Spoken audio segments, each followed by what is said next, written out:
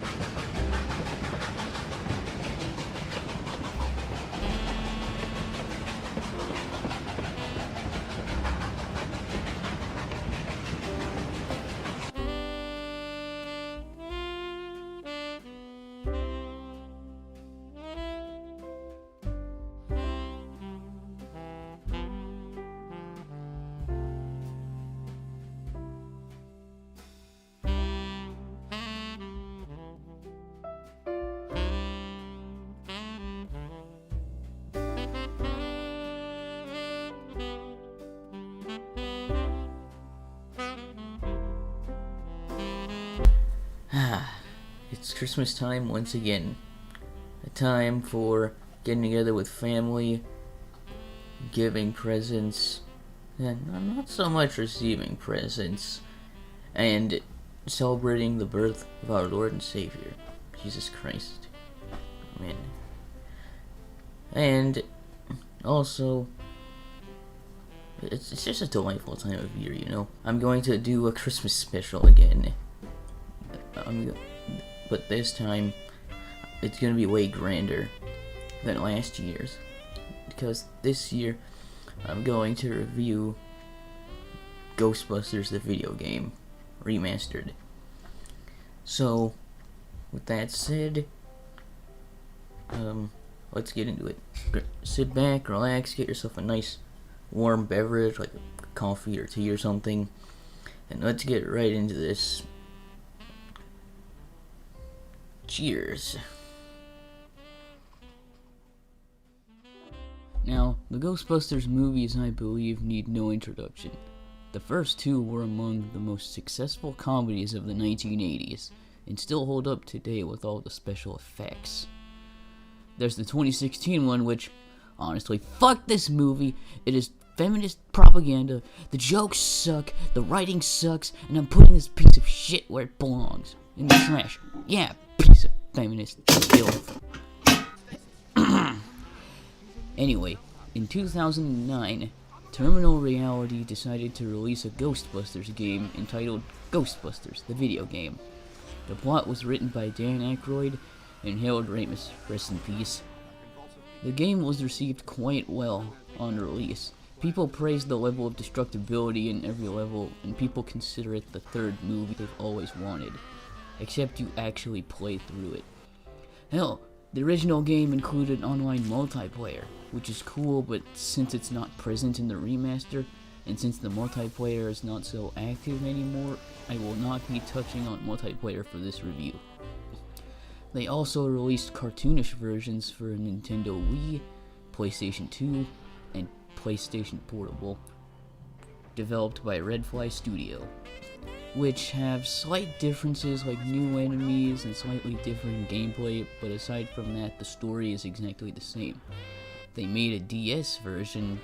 Since I have no way to record footage of it, I can describe it as a top-down tactical shooter, like Call of the Dead from Black Ops, but with more tactics involved. The game is very special to me because this was among the first 3 games I ever got from my Xbox 360 back in 2010 when I was a child. Yeah, there's my 360. Actually, this is my second model. My original childhood white model 360 is in my grandparents' basement for my younger cousins to play with, or anyone in general. These are all of the copies I own of the game. Yeah, I know, this is a lot of copies. And that's not including the 2 digital versions of the remaster I have on Xbox One and Steam.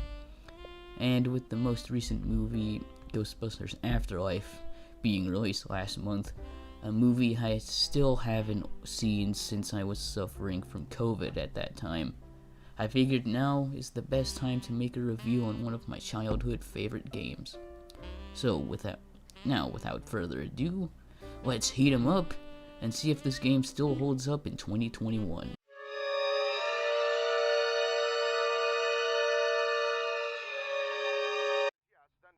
Set 2 years after Ghostbusters 2, Ghostbusters the video game starts off with a security guard watching a Ghostbusters advertisement on TV, when suddenly, a pulse of psychic energy destroys all of the screens.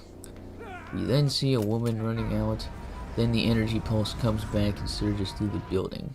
Simultaneously, the Ghostbusters back at HQ meet the new recruit, who's never given a name, and they are about to train him when the energy pulse goes through HQ.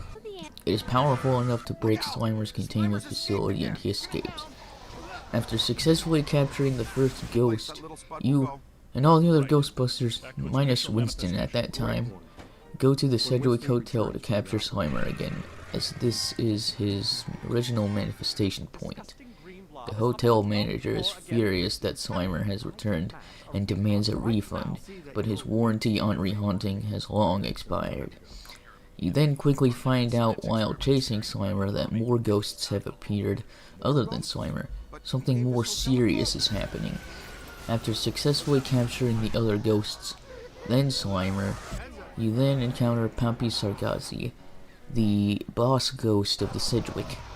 After capturing him, Winston then calls the other Ghostbusters on the radio to say he has been in bad traffic, and that someone familiar has returned as well.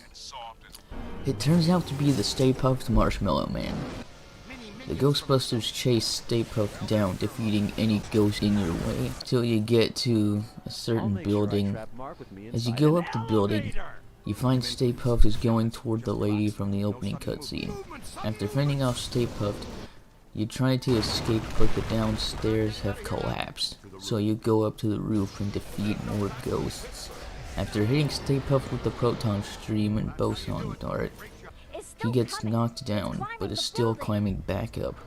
You fall off, but Ray has a safety line hooked up, so you are fine. After defeating Stay Puft with the final hit, you regroup with the others back on the ground. The lady introduces herself as Dr. Alyssa Selwyn, and the Ghostbusters take her back to the lab to ask questions and run some tests. She then tells them that the new Gozer exhibit is opening the next day.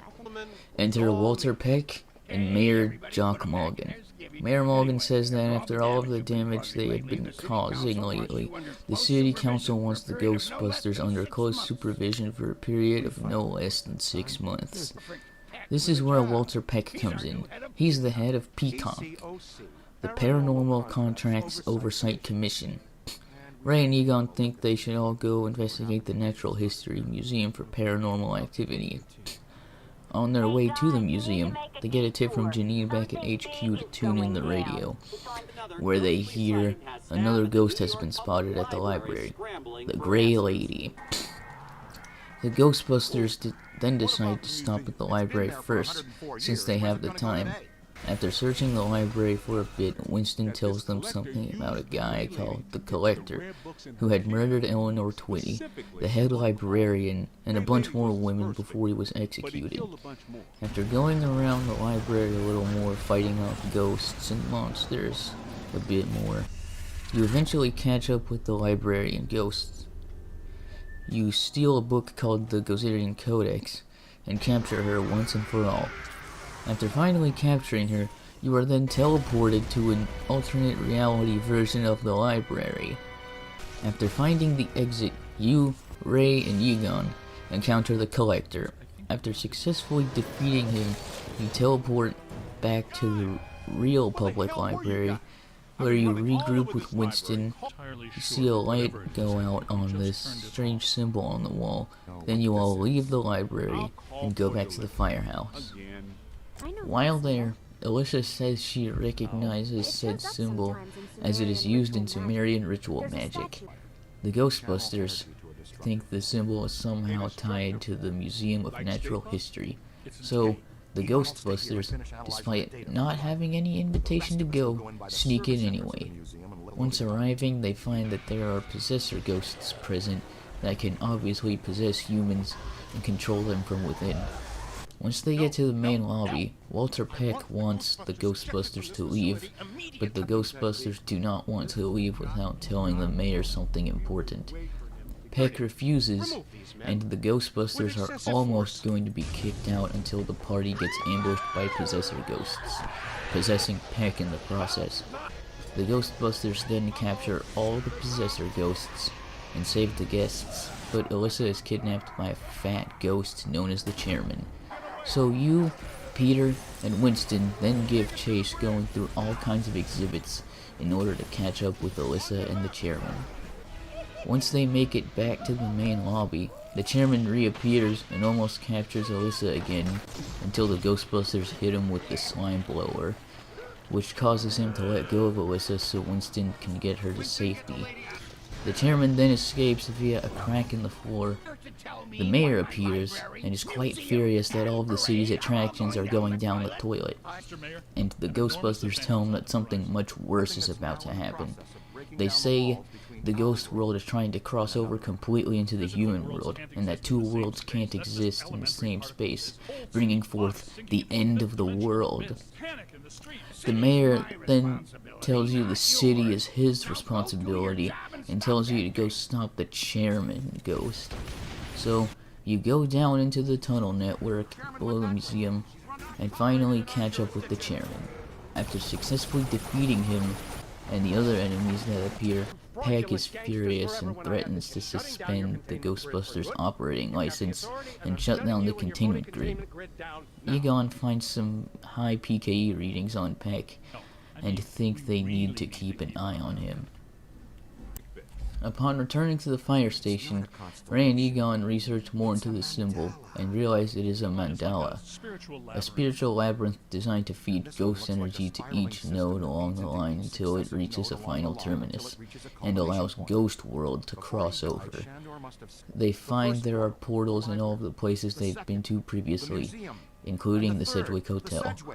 Egon has a theory that Alyssa could have unintentionally set the mandala in motion, but Peter doesn't believe it. So the Ghostbusters split up, and four of them go back to the Sedgwick to investigate, while Peter goes to Peck's office to keep an eye on him.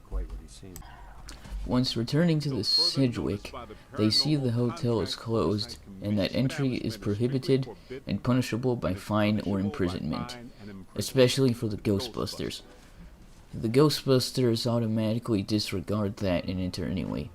Once inside, they see the hotel is almost entirely dark, and that ghosts have already partially crossed through to the human world. The lobby is full of echoes of ghosts, where they can't harm you and essentially interact with other ghosts like humans would. They hear screaming, but it turns out to just be the hotel manager alone in the stairwell. The Ghostbusters then lead him to safety, and then the ghost manager sees a ghost called the Spider Witch, a professional widow who did awful things on the 12th floor back in the 1920s. The manager reveals he came back to retrieve payroll records, but the hotel wouldn't let him out. The door shut on him, and the phones went down as well. And the city turned off most of their power after an electrical fire on the 3rd floor. Then the manager remembers there's a backup generator near the kitchen for emergency blackouts. So the Ghostbusters decide to give it a try, but are ambushed by the Spider Witch's minions immediately. After defeating them, the Ghostbusters enter the kitchen to see it in a worse state than you and Peter left it way earlier in the game. After finding the generator room and turning on a switch, a cable falls into the water below. After Slime tethering it onto the ceiling and escaping the generator room, the Ghostbusters are ambushed by cook ghosts and the ghost of the mass poisoner, Chef DeForest. After capturing them all, they go out of the kitchen, and Egon discovers the psycho mass is 190 feet above on the 13th floor. But the hotel manager says the hotel has no 13th floor. Thus, you and Egon go to the 12th floor, while Winston, Ray, and the manager go to the 14th floor. While in the elevator, Egon explains how the mandala works in a way that is easy to understand. Then the Spider Witch appears in the elevator with the ghost she was with earlier. Upon exiting the elevator, the manager and Ray give more information on the Spider Witch, revealing her room number as 1221. As you get closer to finding it, Egon realizes the ghost world is crossing through quicker than he expected. He tries to call Ray for backup, but the radio signal is gone. So it is up to you and Egon to defeat the Spider Witch and shut down the hotel's Mandela node. After successfully defeating the Spider Witch, you and Egon are teleported back to the Ruby Ballroom, where the hotel's Mandela shuts down. And thus, the Ghostbusters head off in Ecto 8 to shut down the final node on Shandor Island. After defeating any enemies in the area and winding the chain to open the door, they quickly find out that a painting that looks like Alyssa is actually Evo Shandor's mother, meaning that Alyssa Sullivan is a Shandor by blood. Thus, Egon concludes that Alyssa inadvertently triggered the mandala because she has Shandor blood, which she is unaware of. And Egon recalls the mayor saying that Peck personally recommended Alyssa to be the guest curator of the Gozer exhibit. After exploring a tiny bit, the Ghostbusters find some black slime ghosts, still dedicated to Shandor, holding a mass worshipping Shandor's statue, even after death. After defeating the ambush by these ghosts, they proceed through the door where they are ambushed again, while you are separated from the rest of the Ghostbusters. The rest are kidnapped by the ghosts, and thus you must go search for them and rescue them. After releasing Winston from being encased in an Iron Maiden, you two go search for Egon and release him from one as well, defeating more ghosts. After regrouping with Peter, you head upstairs and take on the final boss, a giant Slore, which you finally get to see. After defeating it, Shandor Island begins to sink, and you all escape just in time before it sinks completely. Upon returning to the firehouse, Janine explains that Alyssa was kidnapped, and Peck shut down the containment grid again, releasing all of the ghosts inside again, and now all of the ghosts have gone to Central Park Cemetery. Thus the Ghostbusters decide to go to the cemetery and save the world once again. Upon entering the cemetery, you are tasked with opening the gates so all the other Ghostbusters can advance forward with Ecto 1. Whilst finding the switch to open the gate, Ray explains that in the Gozerian Codex, it reads only a blood sacrifice and a large amount of spiritual energy are required to summon the Supreme Destructor form. Despite shutting down the Mandala, Peck found an alternate source in the Ghostbusters containment grid to get the energy needed. After opening the gate, Ray joins you, and you both advance forward, defeating any ghosts in your path. Once arriving at the final gate, and saw him tethering some stone angels on a path to destroy the gate, you and every other Ghostbuster advances forward until you reach the entrance to the mausoleum. However, the Ecto 1 is struck by ghost energy bolts while trying to open the gate, rendering Ecto 1 inoperable. The Ghostbusters must continue on foot. After defeating all of the ghosts in the vicinity, and defeating the golems that have the keys, the gate is opened after putting the keys in the keyholes. And thus the Ghostbusters enter the mausoleum, where they find Alyssa chained to the wall, and Peck as well. And it is revealed that the mayor has been possessed by Evo Shandor himself, and he used the mayor to put Peck on the Ghostbusters to slow them down. And when the Ghostbusters shut down the mandala before he could draw enough energy, he hijacked the ghosts from within their containment unit as an alternate source of energy. And thus Shandor reveals that to assume the Supreme Destructor form he requires blood, his blood, thus kidnapping Alyssa was necessary. The Ghostbusters rightfully slime him, forcing Shandor out of the mayor's body. And thus the Ghostbusters have the final battle against Shandor. After crossing the streams once again to defeat Shandor, the world is saved, Alyssa and Peck are freed from captivity, and the mayor is unaware he was possessed and wonders about his approval rating, to which Egon remarks he got re-elected. Thus the game ends with Peter and Alyssa about to share a kiss when Slimer reappears.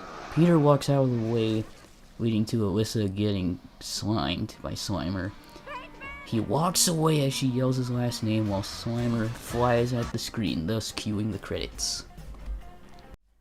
Now we go on to the gameplay, which is the most important part of any video game. And no, not character designs, Mario type plumber. You stupid, sorry excuse for a troll. Yeah, but all seriousness, on to the gameplay. In terms of gameplay, it is essentially a third-person shooter, but with a Ghostbusters coat of paint. You have an array of equipment at your disposal, such as the standard proton stream used to weaken and capture ghosts, the boson darts, which can add an explosive charge to the proton stream to add extra damage, or be fired on their own, the shock blast, which is similar to a shotgun, destroying ghosts and monsters with ease up close but getting weaker at range, the stasis stream, which can freeze ghosts in place, the slime blower, which can neutralize black slime and black slime portals, and reveal hidden pathways, the slime tether, which can couple objects and ghosts together and pull them close until the tether breaks, the meson collider, which can fire meson particles at long range, making it like a sniper, and finally the overload pulse, which can fire shots in quick succession like a machine gun, and if used immediately after using the meson collider, the shots can home in on ghosts. Upon using the PKE meter, the game shifts to a first-person view, which allows you to scan for hidden ghosts, residues, and collectibles.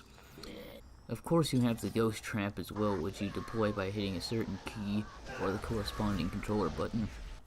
The game has a minimal HUD because your health and proton pack heat meter are displayed on the proton pack itself, which admittedly can be hard to see at times because of the immersion, but it does lead to a cleaner looking experience. The game has some creepy atmosphere at times, especially the children's library section of the public library level. This section gives me the creeps, not just because of the visuals, but also the faint sounds of what sound like ghostly children. Hey, take a listen. That sends chills down my spine. Graphically speaking, the game still looks great for a game from 2009, and the remaster makes it look even better with higher quality textures, higher resolutions, and better colors. Even the ability to turn on film grain to make it look like a movie. Look at these two clips side by side. It's no contest, the remaster looks much better than the original, and performs better too. Blasting ghosts and monsters with the various equipment feels satisfying and rewarding, as you earn money for each capture and elimination, and for each collectible you find, and each ghost you scan, which you spend on equipment upgrades. By the end of the game, you should have more than enough money to max everything out. This game truly feels like the most authentic Ghostbusters experience you can have in a video game. Hands down, no contest. Also, a little minor detail. In the original version from 2009, in the hotel and Times Square areas, you could see ads for Doritos on the snack machine and a truck. In the remaster, these have been replaced with just a generic Crispy Snacks logo since the license, I assume, expired after 10 years. It's nothing really major, it doesn't impact the game, it's just a nice little tidbit I thought I'd throw in, because why not? Honestly, the game is still very fun, but it does have a couple minor flaws. It doesn't ruin the game, but these flaws should be mentioned. Now, the two flaws being, one, the Ghostbusters AI can be kind of stupid at times. Sometimes they don't want to switch between using the proton stream to anything else in the beginning, and then later on they'll only use the proton stream, the shock blast, and the slime blower, and they'll never use the meson collider. Sometimes the Ghostbusters AI will just get in the way, or they'll constantly get hit by enemies as they just stand there blasting everything without evading or dodging or anything. Thus you have to revive them, which on hard mode is a bitch. but it is the fastest way to get the I'm a Ghostbuster, not a doctor achievement. The second flaw is that sometimes trapping ghosts can be fucking annoying at times. Especially if you do not upgrade the trap. Seriously, please fully upgrade the ghost trap. Trust me, it'll make your life a lot easier and help you trap ghosts much quicker. Because, especially on keyboard and mouse, because the mouse, due to its high precision, can allow you to overshoot the trapping and make you miss the trap. Believe me, I've done this several times while recording footage, and it's such a bitch. But if you have the slam dunk and fast trap available, and if you upgrade the trap completely, it'll be a non-issue since you could just slam them right into the trap. Other than those two flaws, the game is still perfect. In conclusion, Ghostbusters the video game is still as great as I remember it being when I was a kid. I mean, it's not perfect, it does have a couple flaws, but other than that, the game is still enjoyable to play, the controls are still responsive, the story is still amazing, and overall, even though the remaster lacks multiplayer, the story is long enough to warrant its exclusion, since you could just replay it for so much, especially if you want to get all of the collectibles, all of the achievements. If I were to rate this game, I would give it an 8 out of 10. Yeah, that's right. Yes, an 8 out of 10. This is a must-have for Ghostbusters fans. And with that, this has been Nickinator811 saying Merry Christmas, Happy Holidays, and if you have a problem with Happy Holidays, then Happy Frieza Day.